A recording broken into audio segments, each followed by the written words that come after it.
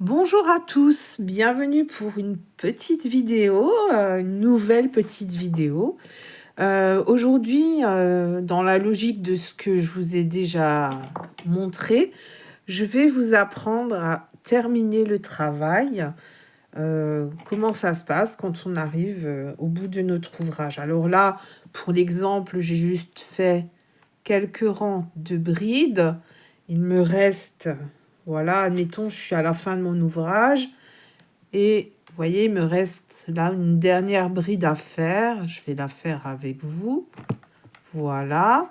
Donc, une bride pour terminer mon travail.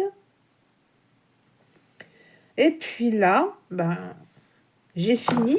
Qu'est-ce que je fais? Comment j'arrête? Alors, vous allez voir, c'est vraiment pas compliqué. On va utiliser uniquement des choses que je vous ai déjà montrées. Donc, on va couper le fil. Alors, il faut laisser une longueur de fil pour pouvoir sécuriser le travail en le cachant dans les mailles. Et puis, vous remettez votre crochet à l'intérieur de la boucle. Et vous allez simplement faire une maille en l'air. Je rappelle, la maille en l'air, on fait simplement un jeté et on passe le fil dans la boucle. Et vous tirez sur le fil, vous tirez complètement. Et là, ça vous fait un nœud de sécurité. Le travail ne se défera pas. Tout simplement. Et ensuite, alors je vais prendre une aiguille pour vous montrer. Donc, pour vraiment bien finir tout ça, on va cacher le fil. Alors, il n'y a pas vraiment de règles, mais on essaye de faire au mieux pour que le travail soit propre. Alors, je vais en profiter pour vous parler, je l'ai déjà fait dans une vidéo, me semble-t-il, de ce type d'aiguille. Voilà, comme dit, moi je les adore parce que le chat s'étire, on n'a vraiment aucun mal à rentrer le fil à l'intérieur. C'est vraiment pas compliqué. Alors effectivement, par contre, avec les fils t-shirt, c'est peut-être un peu moins évident, encore que vous voyez, j'y arrive relativement facilement. Et honnêtement, ce type de fil avec une aiguille classique à laine, qui a pourtant peut-être un gros chat, j'aurais été plus embêtée. Donc après, c'est aussi une question de vous, de ce qui vous convient le mieux. Mais honnêtement, personnellement, je conseille ces aiguilles. Je vais rapprocher un petit peu pour que vous voyez bien. Voilà, ce sont des aiguilles qui ont vraiment un... Vous voyez, je vais vous montrer, le chat est très, très souple en fait. C'est pas rigide du tout. Vous voyez. Et pour moi, c'est l'idéal.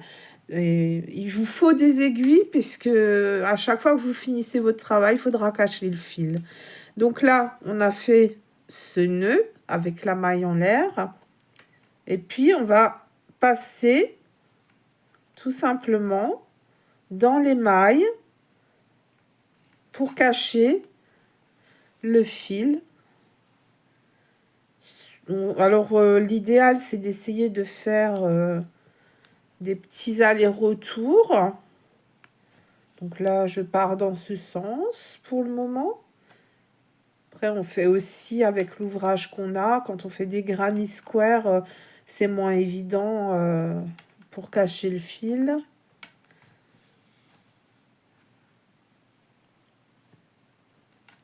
Voilà. Par exemple, comme ceci. Puis éventuellement, on repart dans l'autre sens pour un petit peu sécuriser le tout.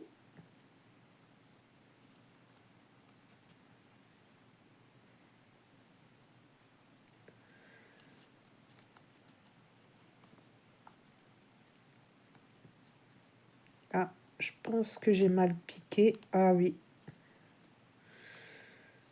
Je vous avoue que c'est pas la partie que je préfère personnellement. Bon, dans ce cas-là, je redéfais. Et je remets le fil à l'intérieur.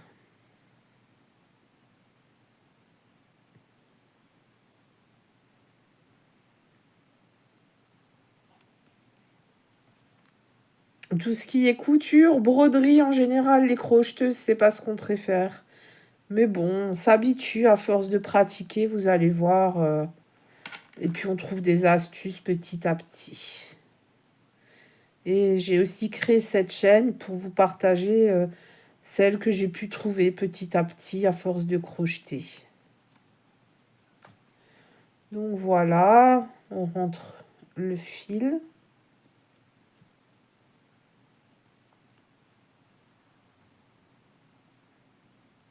Donc là, voilà.